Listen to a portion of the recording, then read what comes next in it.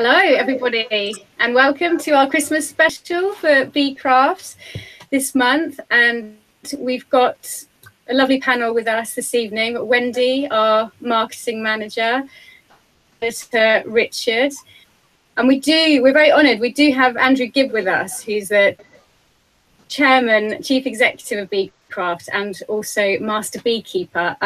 But we're currently seeing Andrew's table at the moment, so we're hoping that we'll be able to see him very soon. So thank you, welcome everybody. Just to remind you that this is a live show, so if you've got any questions, then please do send them in just on the link below your screen.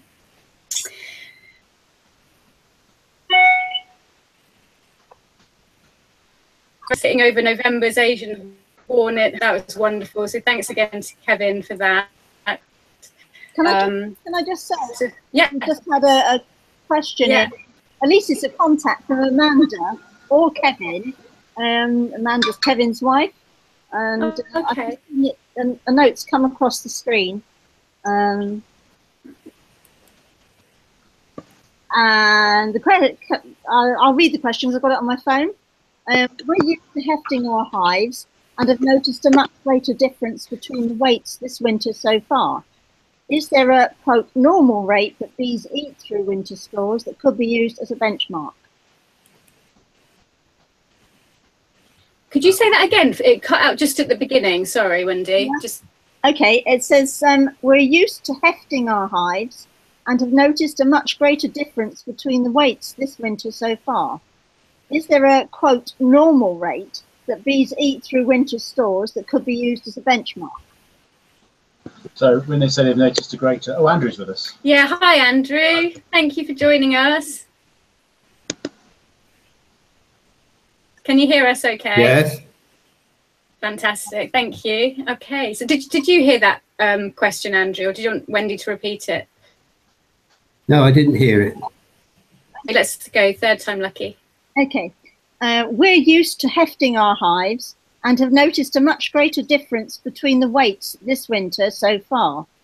Is there a normal, in quotes, rate that bees eat through winter stores that could be used as a benchmark?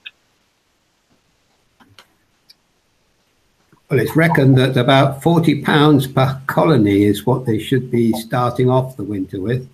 But depending on the size of the cluster, it's going to determine how much food is eaten.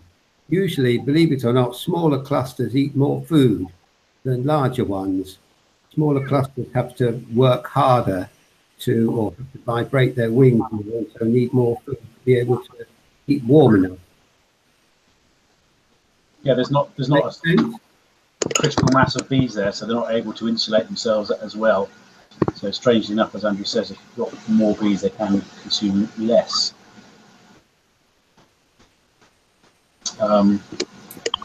Great, thank you. It depends, of course, on things like the weather and how much the bees are getting out and moving around, and how much they can consume. It's been quite warm up until obviously recently. Well, strangely enough, I went to see some of my hives today. It was very cold, and I was amazed how many were flying. Really? Wow. Yeah. Yeah, I mean, that's a worry, really, isn't it? Because if they're still flying, then obviously they are consuming more of their stores.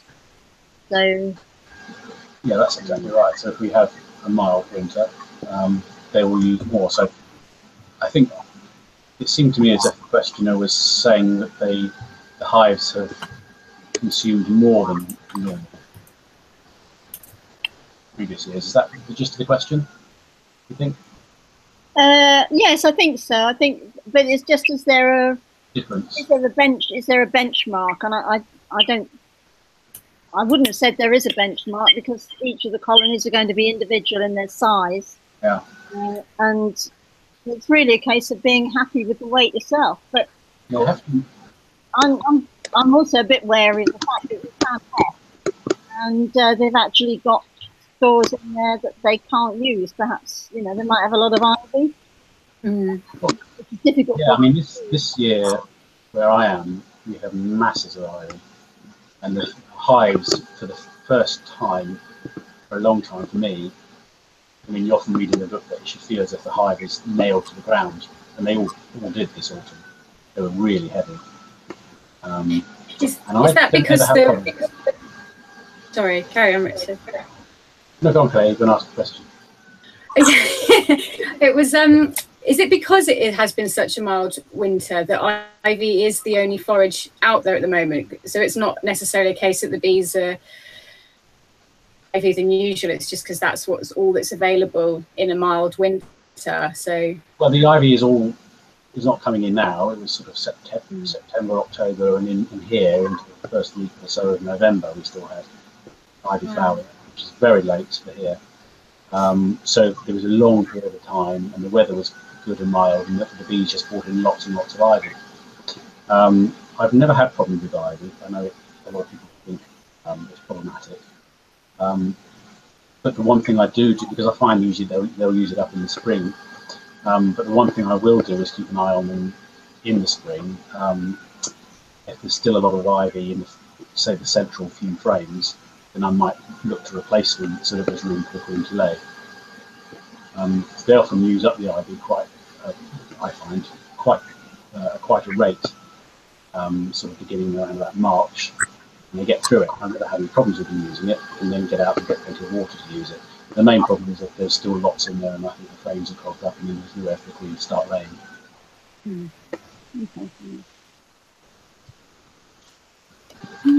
And I should say, I mean, hefting is quite an art, I think. I don't really rely on it, but it is something I think you just have to do a lot of it to get used to, you know, how heavy a hive might be, how much weight the hive is using, and so forth.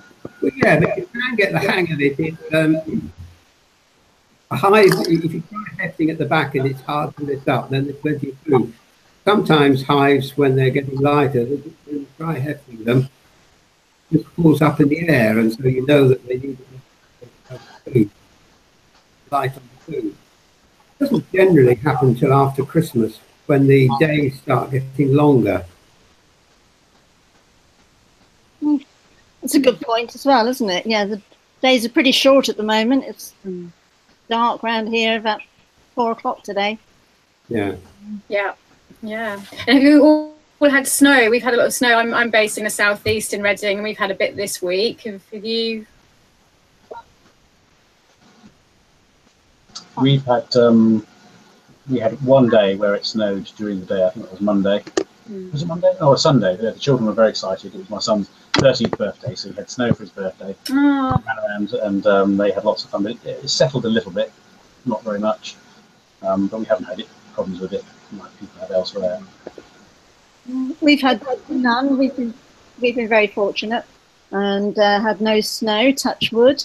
We've had quite a lot of high winds and rain, but and varying depths of coldness. But one day can be really cold, and the next day is quite warm. So we've been, I would say, extremely fortunate given what's been going on around the country. Because I know I had words with Claire, our editor, for those who are watching, Sunday, and they'd had about 6 inches up there. So, how about you, Andrew? I haven't seen any snow yet, but I'm southwest of London, and just have seen no snow. It's been rain, and it's been very cold. No snow, thank goodness. Right, we have another question, and it's an anonymous question because I think it's quite fun, if that's a word. The question is, what do the panel advise about whether to put in place or leave out the open mesh floor inserts in winter?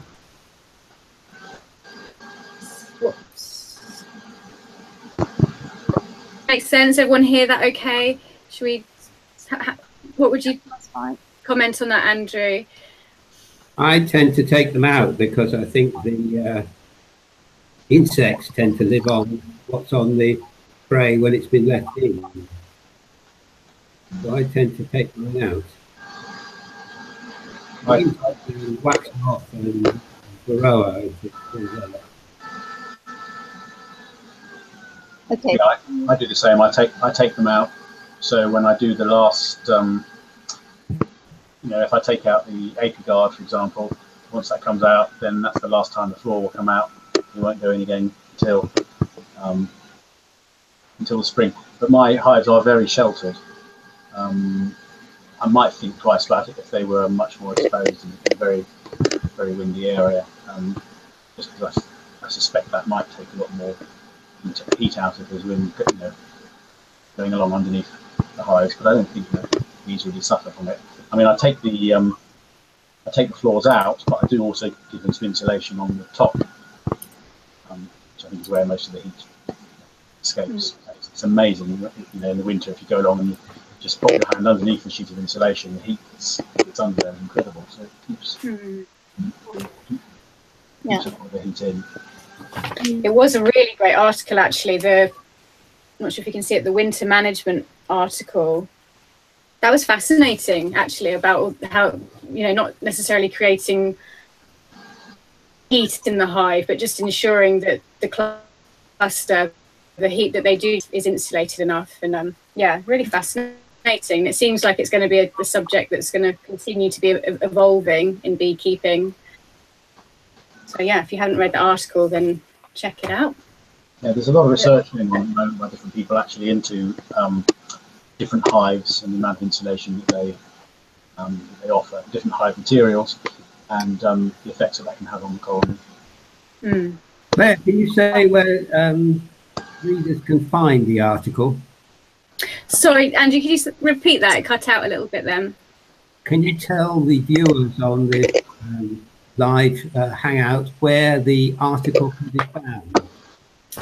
Yes, so it's in December's issue of Beecraft, and it's called, so page 9, it's Winter Management, and I believe the article, I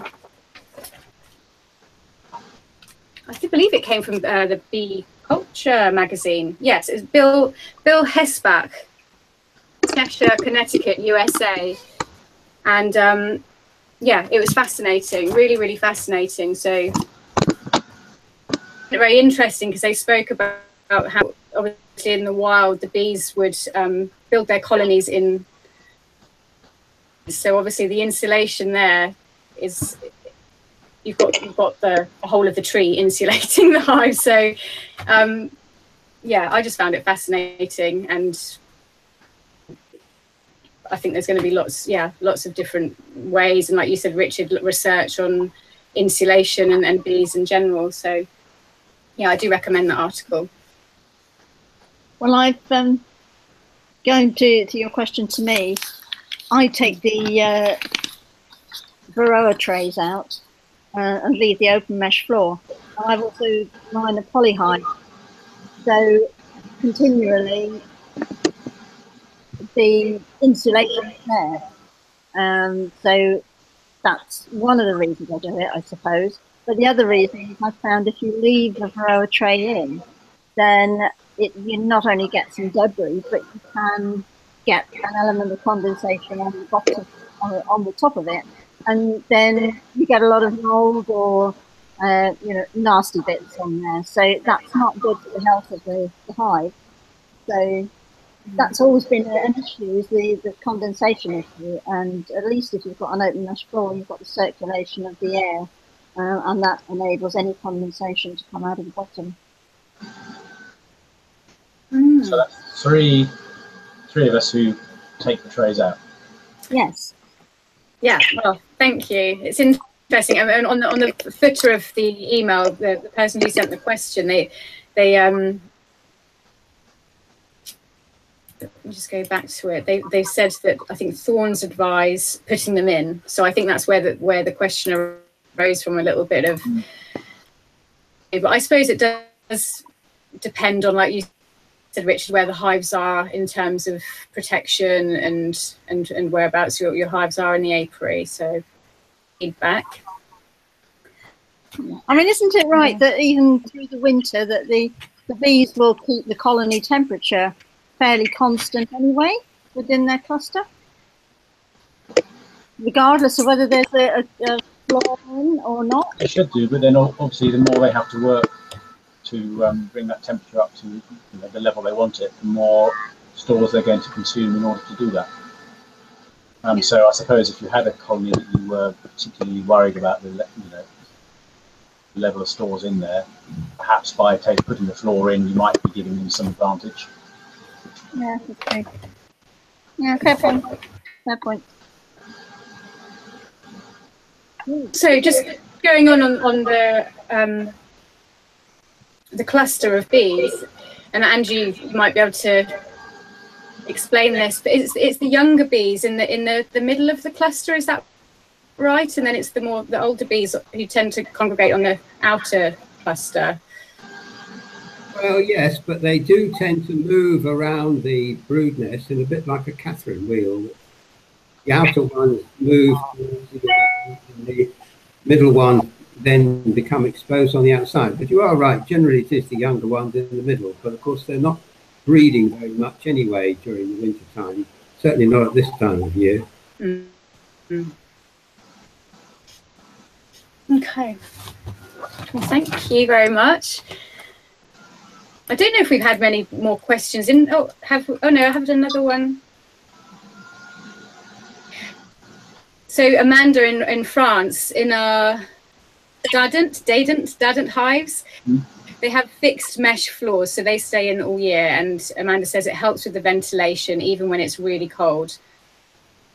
Okay, thank you, Amanda.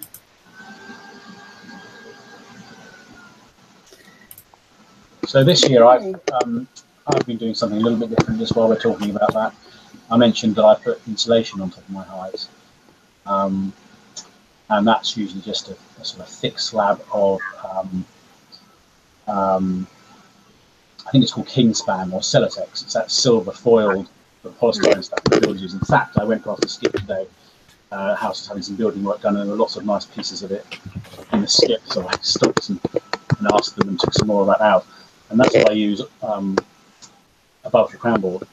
And I normally put that in as I'm preparing for winter, sort of after I've finished feeding them. But this year I've left it off, and I haven't put it on yet. And I'm hoping that this very cold spell we're having at the moment, with no insulation, might just mean that they're more likely to be completely broodless in a week or so when I treat them with oxalic acid.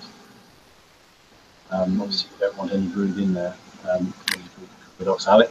And so my theory, and I don't know if it will work or not, is that without the insulation, they are more likely to have felt the cold a bit and the queen is less likely to be laying. So after I've treated them for oxalic, then I'll put the insulation on the rest of the winter. Oh, well, I use the same sort of stuff actually. If I have to put an econ with any food later on in the season, and if it's too cold, then I'll cut a hole in the middle of the cellophane so that I can put a container with any fondant in. Okay. Within that hole, and then push the Celotex down on top of the crown board. So you so you put the feed and the Celotex over the crown board, do you? Yes. Yes, yeah. Yeah, I do a similar thing. I know some people put the fondant or whatever they're using directly on the bars, but I leave the crown board, and then I use those little plastic containers that you get Chinese food and what have you, just go over the hole, and then I don't put a hole in the Celotex, I just put the sheet over the top of that. Yeah. It's all inside a super. Yeah, seems to work well. Last year I ran out of Celotex, and all I had was half of a rug, woolen rug. So I actually put that in the top just to fill the area so that it hopefully gives them a bit of extra warmth. So, yeah. I've even done a bit of bubble wrap. I've even put a bit of bubble wrap on the insulation as well, because obviously the bees can't get to it. So. I've got a friend who always uses sawdust or wood shavings on the top. Because it insulates well, but also absorbs any moisture. That's not a bad one. I think it must be a bit messy. It must be quite difficult getting it all out, especially if you wanted to change the food, if you were going to put another pot of food in or what have you. Yeah. Okay, different ideas, aren't they? And just also to Richard, you're mentioning you're going to be applying oxalic acid, and again another plug of December's issue of Beecraft. It's Richard's article or not, and that was really informative as well. Thank you, Richard.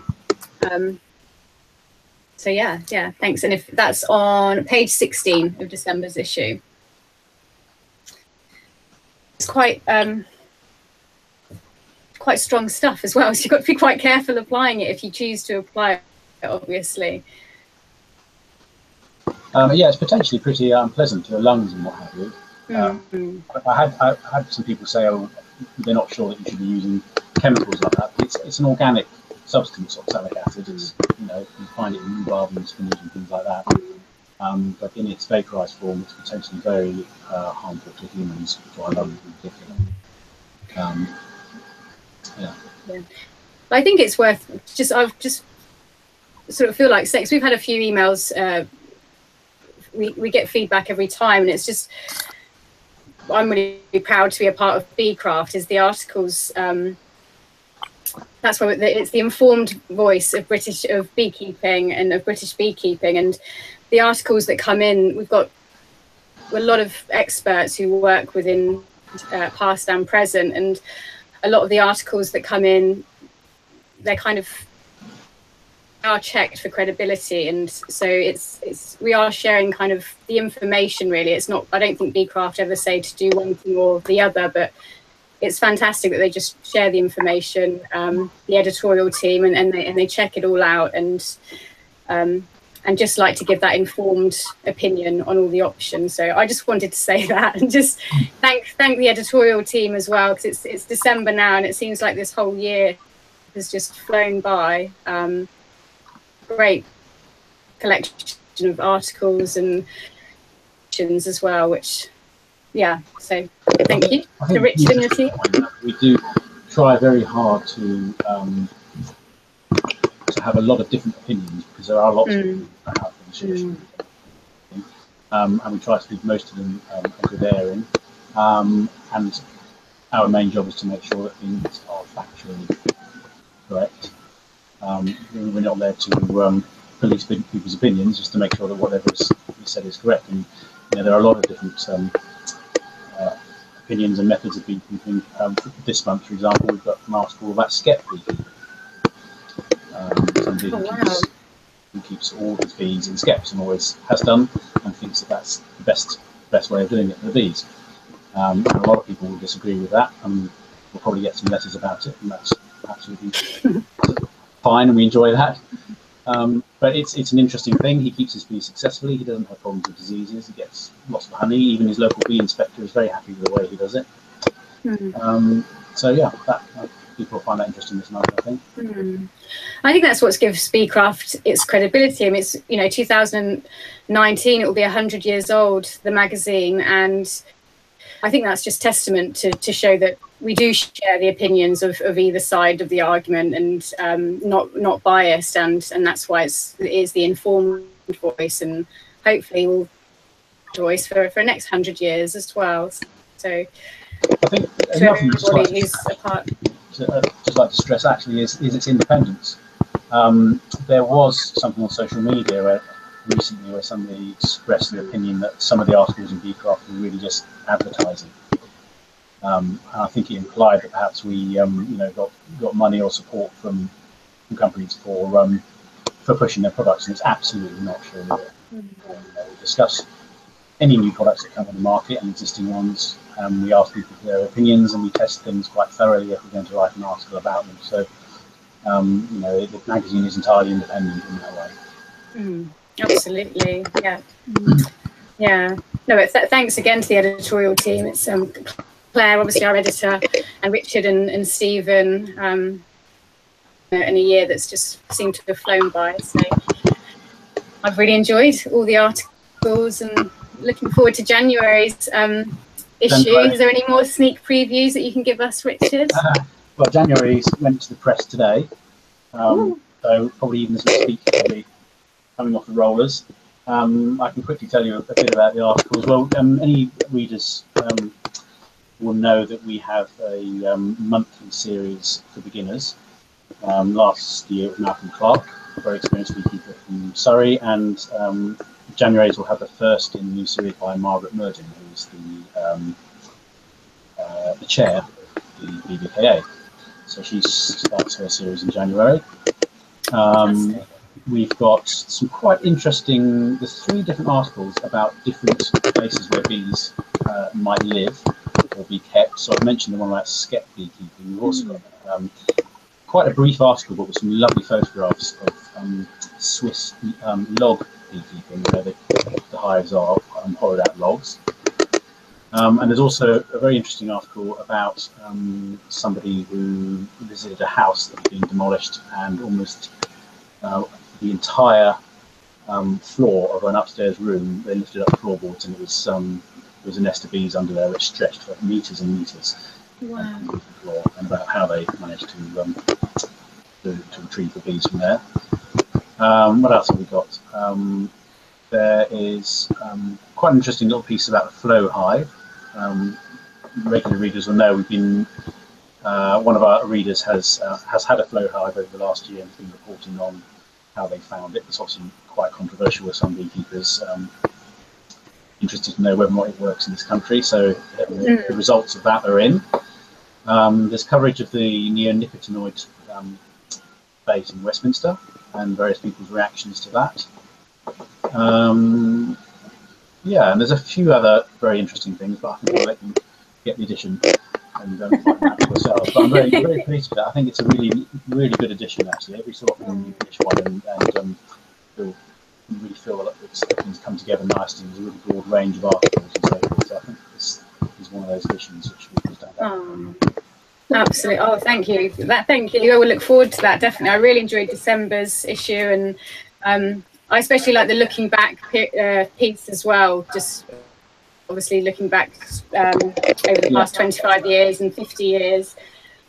I mean, I've been contributing to the looking back over 25 years and having trips up to the Museum of English Rural Life in Reading, where the back issues of Beecraft are kept, and it's just been such an honour to just flick through some of the magazines all the way back to I'm only meant to be looking at the ones from 1993, but I sit there from the 1919 issues as well, and it's fantastic. So it's like stepping back in history and learning about what readers of Beecraft went through many years ago as well. Richard, you mentioned an article about the pollinator debate that was held in Westminster Hall. Yes. Debating. Well, I was at that debate, and the one thing that I think struck me more than anything else was how well informed the MPs were in all parties, not just the government, all parties, that they all contributed. Labour, Conservative, DUP, SNP, Liberal, they're all remarkably well informed. So they've obviously done, well, they've got their researchers to do a significant amount of work so that they could prepare for this debate, which was very interesting. It only lasted an hour, but it was very interesting. Yeah, it's good, isn't it? I think it goes to show how bees and their role in the environment have moved up the agenda.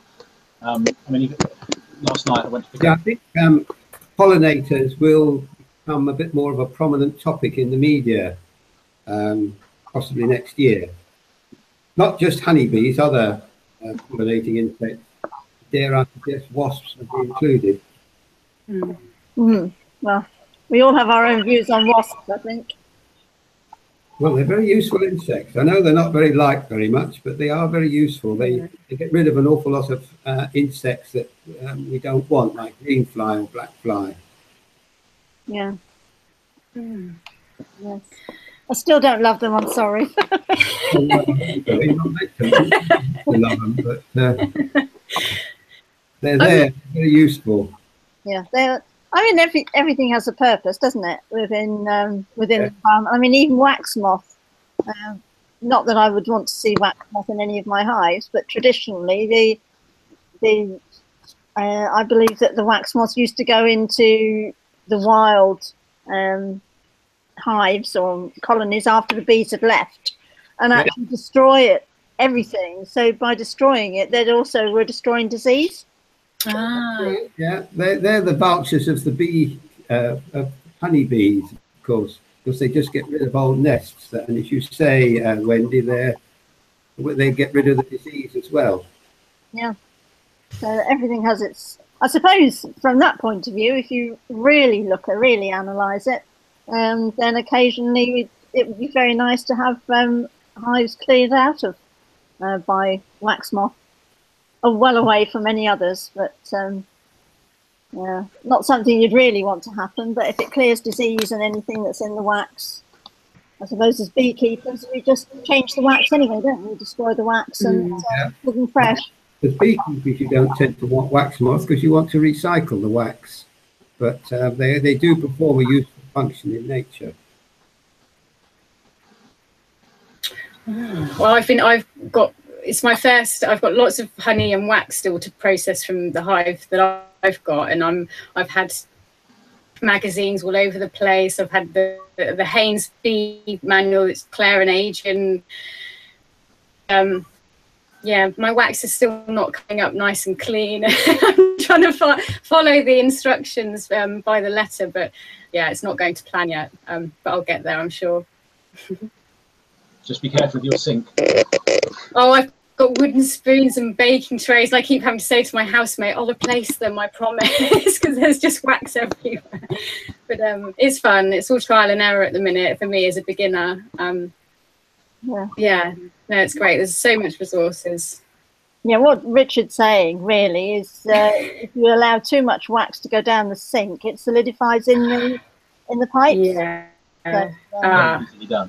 Yeah. Okay. No, I'll make a note of that then. Yeah. So. Hopefully my housemate won't be watching this, but it's good fun. And the house just smells. It's gorgeous. It smells of honey, and I've had to the hive I got secondhand. It had a lot of oilseed rape honey still in it, so I had to heat some of it. And now my oven just smells like honey as well. So anything you cook in it it's got a lovely honey taste to it. Yeah, so that's been my house, full of wax and honey and all sorts. Oilseed rape. One of my jobs over the last week is being in contact with all my local farmers. Just trying to find out who's growing what. Now's the time of year to sort of start thinking, if you do move hives or thinking about how you might be managing your bees next year, where are fields of various things. So around me, the two things I'm most interested in are oilseed rape and field beans. For some reason this year, all the field beans are being grown a few miles in one direction, and all the oilseed rape has been grown in completely the opposite direction. So I may be moving a few hives around, a few more than I would normally like to next year, taking from one to the other. So hopefully the beans will come in after the oilseed rape. But now that I know that there's plenty of oilseed rape being grown there, it will slightly alter the way that I manage the bees in the spring. Yeah. Well, we've last year we actually moved our hives away from oilseed rape because we had such a lot of trouble with it before. Only to find that we looked across the hills and there was this golden yellow field, and we thought, oh, not again. But actually, interestingly, a lot of the honey we've extracted this year has already started to solidify, and I'm convinced from what was actually, from the smells, etc., that the bees themselves seem to have worked on the oilseed rape and mixed it with the honey actually within the hive, instead of me having to try and to extract the oilseed rape and then put in others.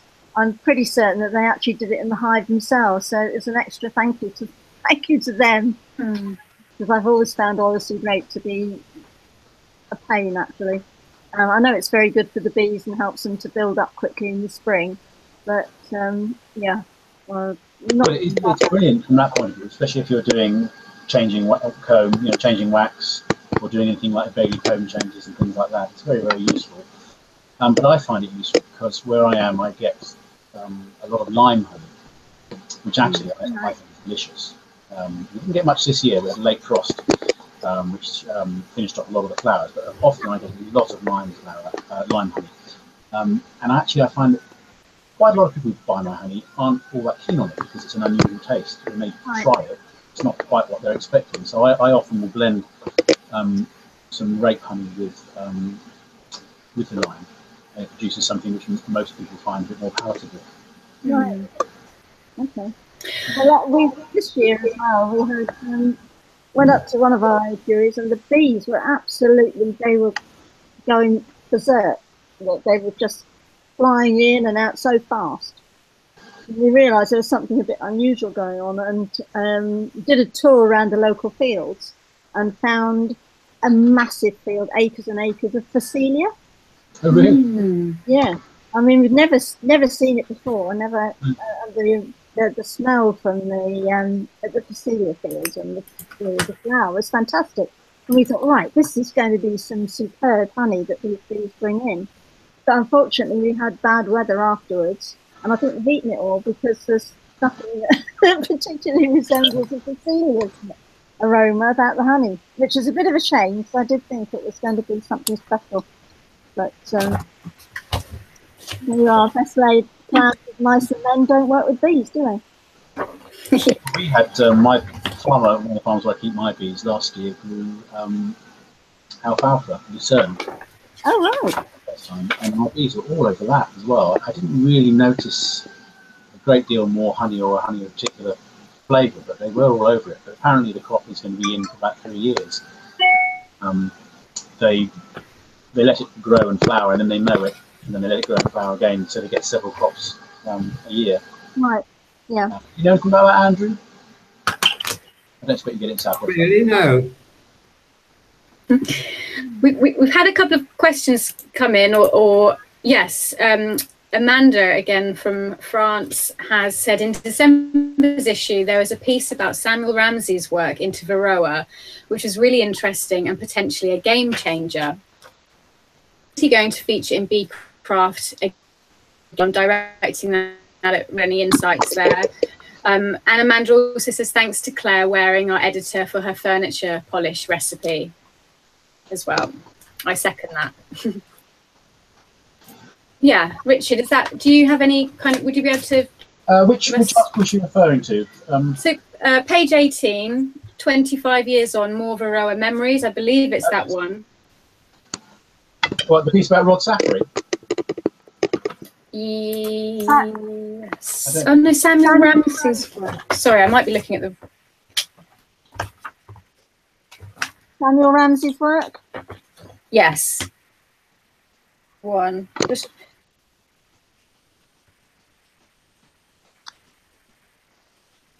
I'm trying to think we're just trying to look now through the December issue where that is.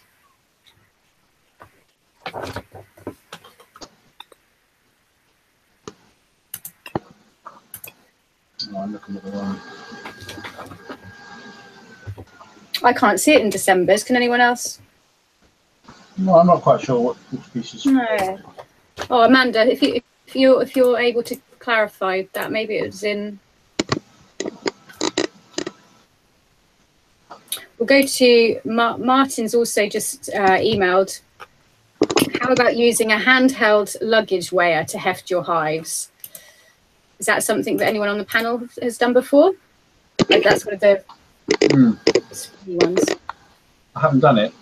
I believe the method is to lift the hive using one of those from each side, and then take an average of the four measurements, get average total. It's a good way of doing it. I mean, if you want to be accurate, in terms of actually sort of grams and kilograms of what weight the hive is. I mean, I just do it by just by feeding it to trying to work out whether or not it feels about right. But yeah, that is definitely a way of doing it. You can get quite sophisticated equipment nowadays for weighing your hives. You put the whole hive on it and it will transmit the weight to an app on your phone, but obviously that's quite an expensive procedure. Sorry, Wendy. Sorry, I was just going to say, not only that, you need to know the weight of your hive. Yes, but it would tell you how much it's going up or down by. Oh, that, yes, that's the point, I suppose. It's really interesting actually, because the weights can change considerably. I mean, we're talking about over the winter where presumably the weight is just going down. It's fascinating in the summer to see how a hive puts on weight and takes it off on a daily basis. All right, I'll have to look at that. Yeah, because you have flows of nectar coming in, and then of course the nectar is the water is evaporated off. Yeah, that's what I was just about to ask. Is that the water content being evaporated on a daily basis? That's Incredible, really, incredible. yes, yeah, very. Amanda's just come back on that article. It's on page 6 in the December issue. In the Around the Colony.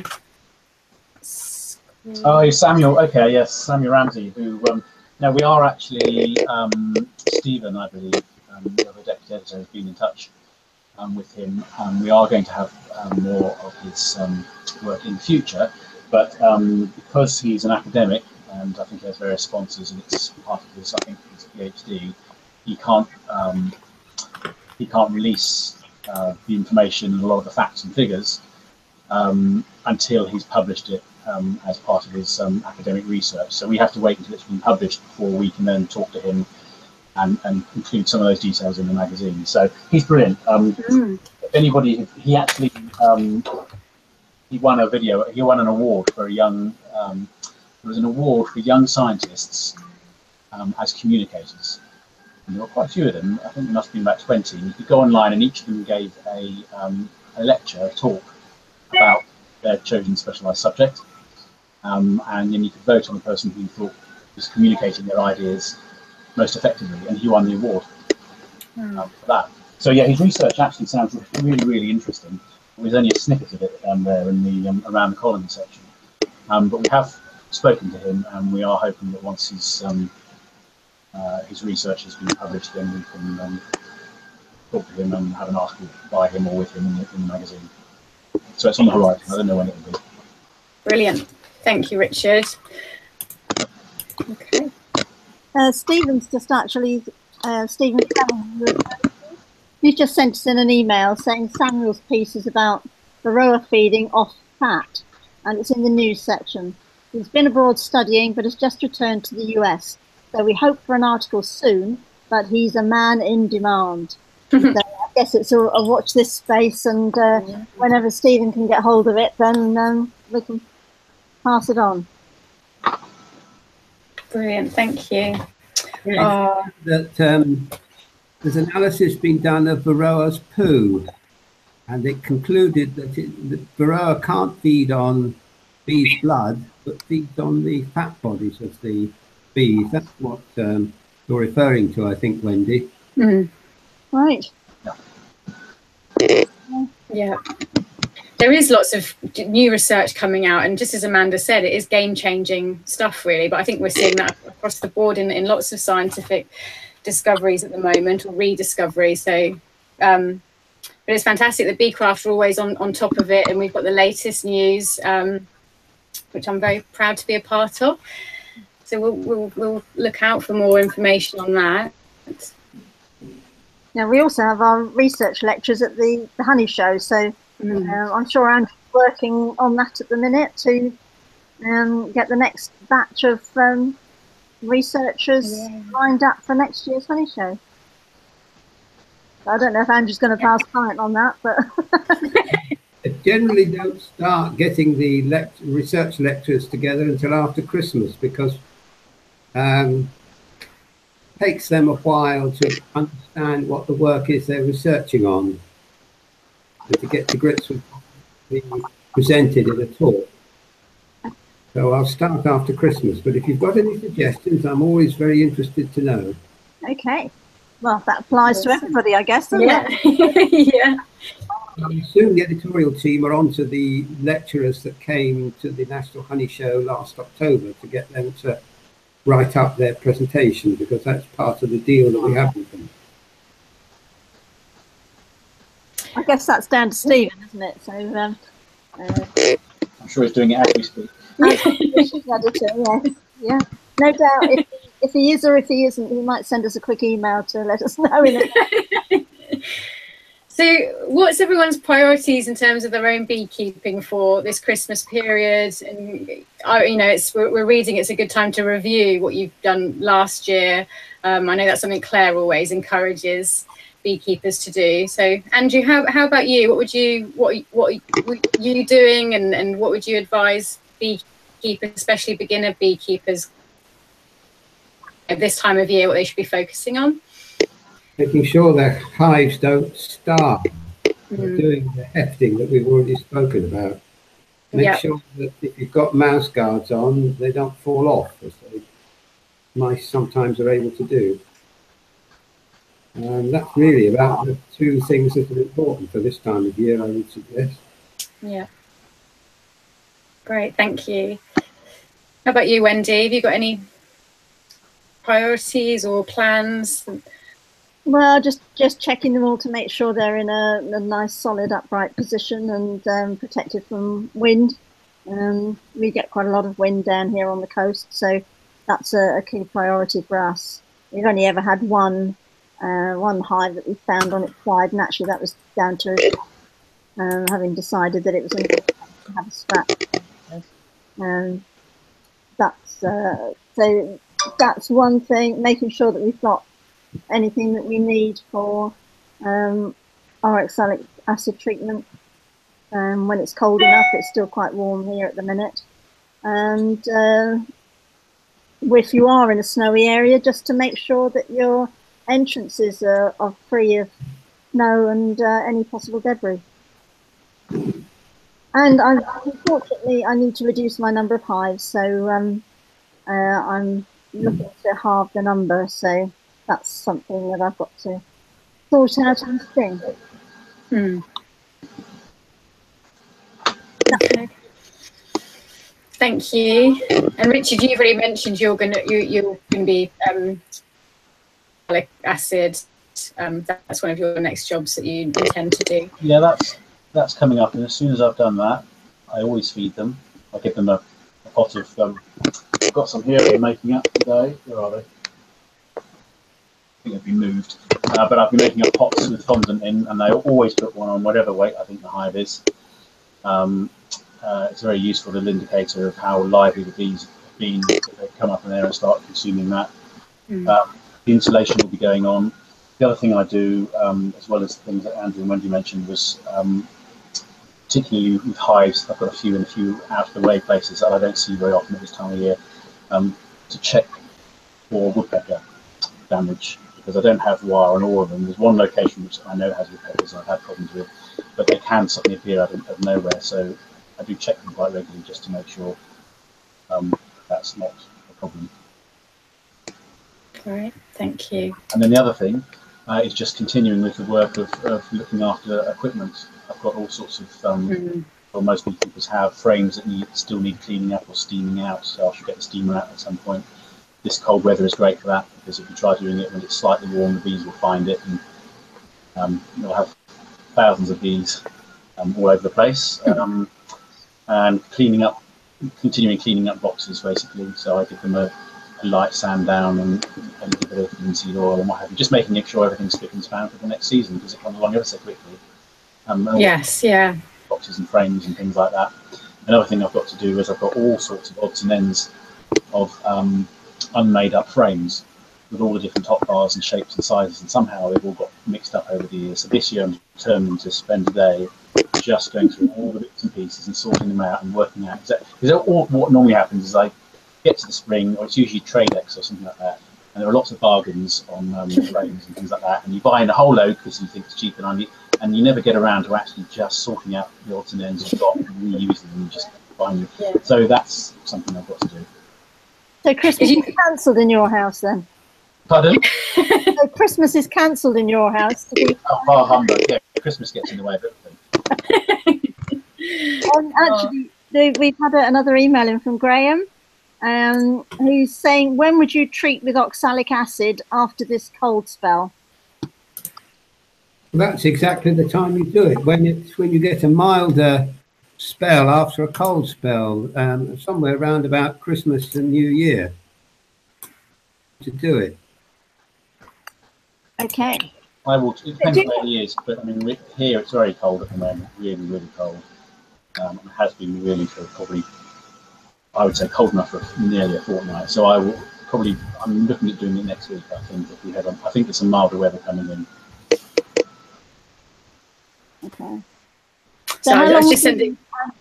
Sorry, Claire. Sorry, no, carry on, Wendy. Sorry. I was just going to ask Andrew, how long after a cold spell would you leave it? I did. Oh, a day or so, something like that. Not very long. Oh, not very long at all. Okay. Okay. Just as long as it's mild enough so that the cluster can re-establish itself or move a little bit within the hive. Right. Okay. Fine. There you go, Graham. Answers your question, I think. On to a more seasonal thing. What's everybody doing? Everybody sorted for Christmas? No. I'm just, yeah, I'm not, it's not really, I've just pretended it's not really happening. Been really busy, so yeah. Well, I bought a Christmas tree today because there's been quite steady campaigning in the house for a Christmas tree. And it's still in the back of the car. But one of my main reasons for doing it is the farmer we buy the Christmas trees from is also one of the local farmers who grows a lot of oilseed rape and what have you. So it's a good excuse. I drive past the entrance to his farm a few times. I only go in and buy a tree when I know he's there, so I can have a bit of a chin wag with him and find out what's going on the farm this year. Stephen's just joined us. I don't know if you can hear us, Stephen, but thank you very much for popping along. Join you, but I can't unmute anything. Oh, I can hear you. I can see you on your bicycle. Yes. Can you hear me? Yes, yeah, we can hear you. Sorry, Richard, I'm interrupting. No, I think I finished. It was just an anecdote about Christmas trees and farmers. Very interesting. I always arrive late to parties. It's fashionably late. Then it goes around finishing off with the empty, half-empty glasses. I have to say, not one of us has had a glass tonight to taste. I know. I've got my water. So cheers and Merry Christmas with my water to everybody. Well, I have had a glass of mead this evening. The article which I wrote in January's issue about Chris, the skep maker, talks about his mead, and he gave me a very nice bottle of mead, which I've been making me last. So that's very nice. I would just like to ask, which one of you is beside the dental surgery? There's a drilling noise going on. That's very. Can you hear that? I believe it's Richard. I'm not so, but yeah. I have a very noisy computer that it has a fan on the back. Yeah, sorry about that. I love it that Stephen just comes in and just asks that question anyway. I'm sort of struggling to hear for the whole hour. Is it very, very bad? It's like you can hear the fan, and it makes what you're saying a little bit. So you have to sort of struggle to hear what you're saying. Well, I'm gonna have to wrap it up in a duvet or something in the future. Yeah. I keep reaching for a paracetamol because I think it's going to hurt very soon. Yeah. Oh. If I and Andrew, just add to what's coming up in Beecraft, since I've butted in at the last minute, I may as well say something. I hope we've got a nice interview with Tom Seeley coming up. Tom Seeley was very generous with his time at the National Honey Show. And, he's a lovely man and gave a lovely interview. And also some tips for youngsters wanting to take up beekeeping as a good way of entering the hobby. I hope that will appear not in the current issue, but in the February issue. Can you say who Tom Seeley is? I beg your pardon. Yes, of course. Tom Seeley is probably one of the, well, he's certainly one of the top honey in the world.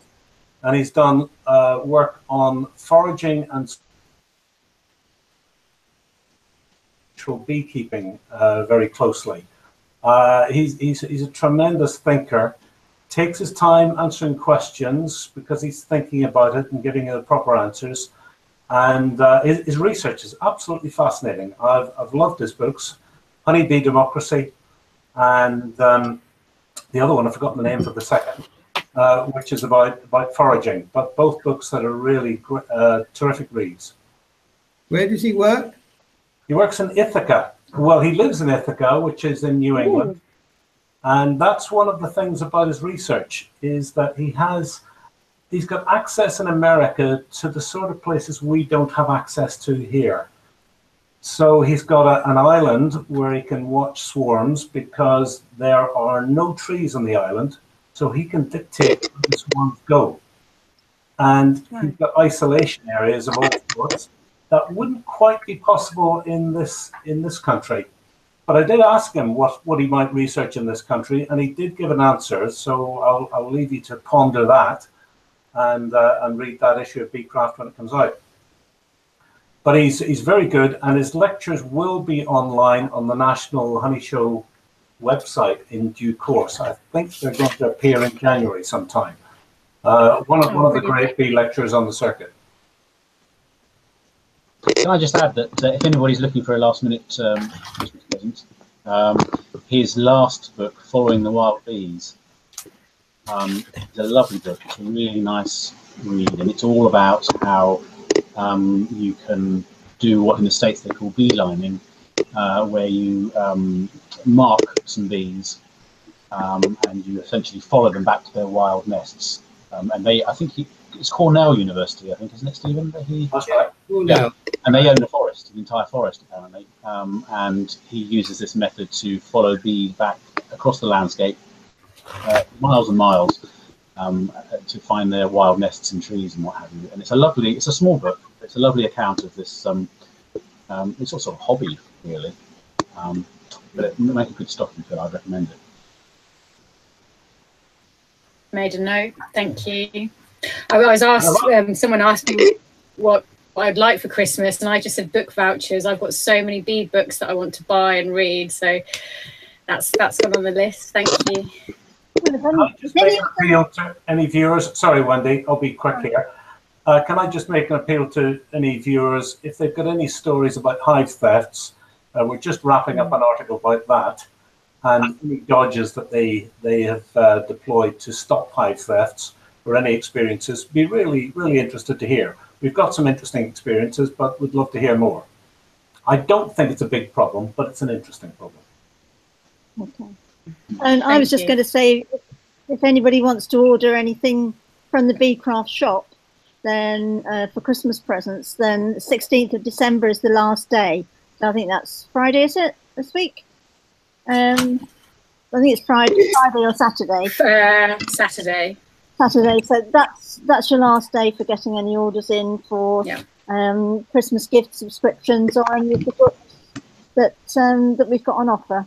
And next year we'll be we're getting to a stage where we'll be having our booklet range. Is going to be going online, so it's going to be downloadable at a price, but we're just sorting out the final details of that at the moment. And if anybody wants to be notified when they are ready, when they're going live, and if they're not already on my email list, if they'd just like to email me at wendy@bee-craft.com, then I can add them to my email list just to let them know when those are available. Brilliant. Thank you, Wendy. Anyone's got anything else? It's probably about that time that we wrap up, and thank you to everybody.